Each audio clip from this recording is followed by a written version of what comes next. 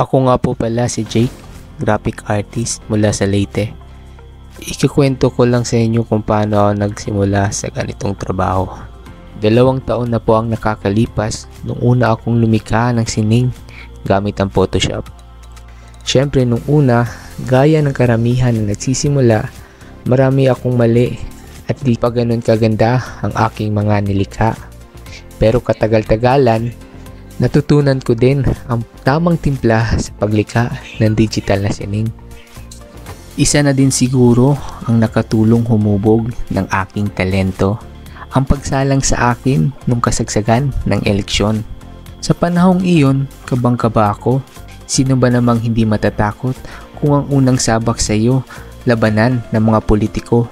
Pagkatapos ng eleksyon, ako'y nahinto sa paglikha. Ilang buwan din ang nakalipas nung ako'y bumalik sa ganitong larangan na trabaho. Kasalukuyan akong nagtatrabaho dito sa munisipyo sa aming lugar. Taas noo kong ipagsasabi ang matagob ang aking munisipalidad. Maliit lang to na lugar pero puno ito ng mga mababait na tao, magagandang tanawin at masasarap na pagkain. So ito na nga, kakatapos ko lang magbihis at magsipilyo.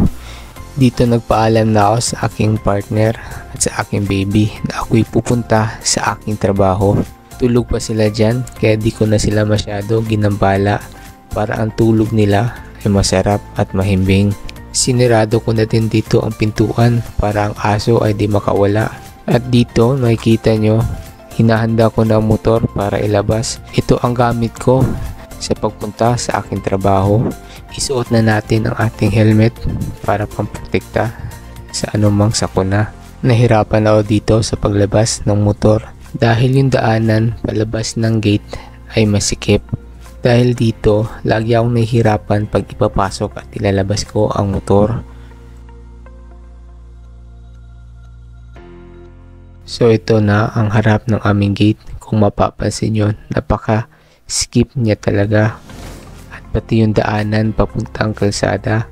So dinahandahan ko na itong itulak palabas ng aming bahay. At dito, at wag nating kalimutan isira ang gate para walang makapasok na masasamang loob. Pero kampante naman ako kasi may tagapagbantay sa aming bahay. 2 aso, si Alita at si Soji. Paanda rin na din natin ang motor para tayo ay pumunta na sa ating trabaho. Mga 10 to 15 minutes na nga lang pala ang ating babiyahiin papuntang proper ng Matagob.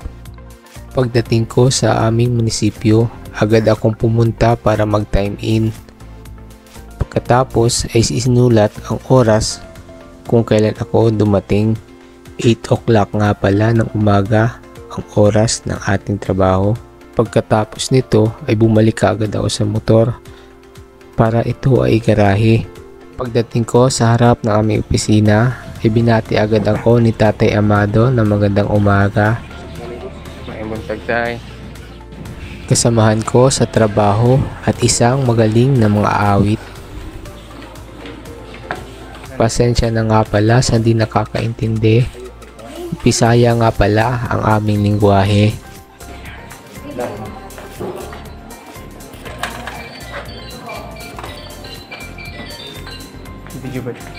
Video.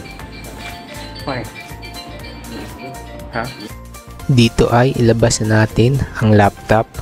Linisan na din natin kasi napakadami ng alikabok. Mag-e-edit nga pala tayo ng video para sa birthday greetings sa aming mayor.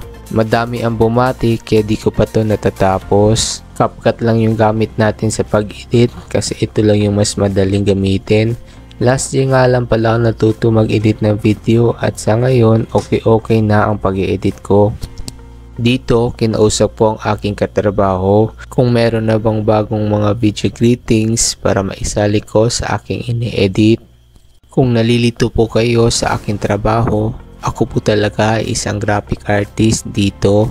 Minsan nga lang po kailangan ko po mag-edit ng video at minsan din po kailangan ko din kumuha ng pictures pang document. Ang palagi pong pinapadesign sa akin dito is yung mga invitation program, pang tarpaulin, at pang social media post ng page ng 1LG Matagob. At yun na nga ay puputulin ko na muna ang ating usapan. Hintayin nyo na lang ang part 2 at tungayan kung bakit ako napunta sa Isabel Leyte. Maraming salamat sa inyong lahat.